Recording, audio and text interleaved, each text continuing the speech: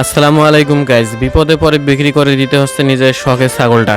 কেন বিক্রি করলাম আর কত টাকা দিয়ে বিক্রি করলাম জানতে হলে পুরো ভিডিওটা দেখুন।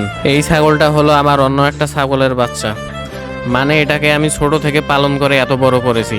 এটারও দুইটা বাচ্চা আছে, তার মধ্যে একটা মারা গেছে আর একটা আছে বর্তমানে। যেহেতু আমার ছাগলটা কসাইদের কাছে বিক্রি করতেছি তাই বাচ্চাটাকে রেখে দিয়েছি, না হলে এরা বাচ্চাটাকেও জবাই করবে। বিপদে পড়লে মানুষ নিজের শখের জিনিস বিক্রি করতে বাধ্য হয়, যেমনটা আমি বাধ্য হয়ে এই ছাগলটা বিক্রি করতেছি। ছাগলটাকে অনেক আদর যত্নে বড় করেছি, 2 বেলা শ্যাম্পু দিয়ে গোসল করাতাম আমি।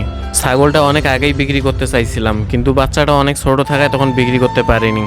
এখন বাচ্চাটা একটু বড় হয়েছে তাই বিক্রি করে দিতেছি। আপনারা ভিডিওতে যে ছেলে দুইটিকে দেখতে পারতেছেন, আমি প্রতিবার গরু বিক্রি করি আর ছাগলই বিক্রি করি না কেন এদের কাছেই দেই। এরাই হলো আমাদের এই দিকের বিখ্যাত কসাই।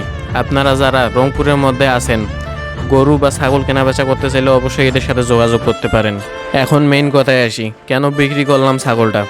আপনারা যারা ছাগল পালন করেন তারা অবশ্যই জানেন ছাগলকে শুকনা এবং ভালো জায়গায় রাখতে হয়, কিন্তু বর্তমানে ছাগল রাখার মতো আমার তেমন ভালো কোনো জায়গা নেই। আজ যদি খারাপ জায়গায় রাখি তাহলে কিছুদিন পরও রোগ হয়ে এমনিতেও মারা যাবে। এভাবে আমার আগেও অনেক ছাগল মারা গেছে, তাই ওভাবে ছাগলকে নষ্ট করার চেয়ে বিক্রি করে দেওয়াই ভালো। তাতে কষ্টও অনেকটা কম হয়, আবার কিছু টাকাও পাওয়া যায়। আপনারা যারা ছাগল পালন করতে চান অবশ্যই ছাগল পালনের আগে কয়েকটা জিনিস মাথায় রাখবেন, সেটা হলো ভালো থাকার জায়গা আর খাবারের ব্যবস্থা নিশ্চিত করা। আপনি খাবার যেমনই দেন না কেন, ছাগলের থাকার জায়গা অবশ্যই ভালো করতে হবে, নাহলে ছাগল পালনে জীবনে লাভবান হতে পারবেন না। সবচেয়ে বেশি খারাপ লাগতেছিল ছাগলের বাচ্চাটাকে দেখে। এত বড় হওয়ার পরেও সে তার মায়ের জন্য অনেক চিল্লাচিল্লি করতেছিল। আসলে দেখে অনেক খারাপ লাগে এইসব। খারাপ লাগলেও তো কিছু করার নেই, কারণ আমি নিরুপায়। যাই হোক, ছাগলটাকে নিয়ে চলে যাইতেছে দেখে অনেক খারাপও লাগতেছে। এই ছিল আজকের ভিডিও।